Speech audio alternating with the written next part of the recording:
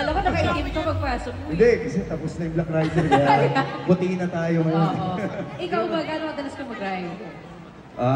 Well, saan anong narating mo? actually, nung nag-Black Rider, halos everyday. Kasi syempre, lagi na motor.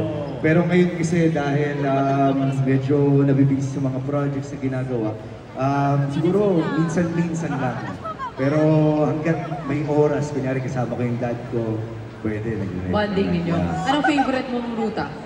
Favorite na ruta, malapit na kasi sa amin yung Marilaki. Doon. Pagka weekdays. Ingat ka doon, Yan yan.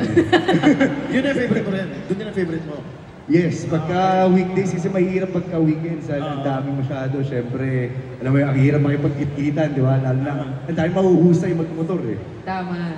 Ruru, ano bang pinagkakabisihan mo ngayon? Saan ka namin aabangan? Yes, ayun.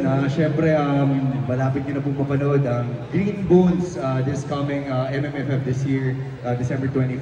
Sana po ay suportahan po natin at muling magbabalik po ang Lolong Season 2. Yun, kaya sana po ay abangan po natin yan at masuportahan po natin. Kaabang-abang. Okay, dahil tinatanong namin sa mga guests namin dito, tatanong din rin namin sa'yo, kamusta naman ang puso mo?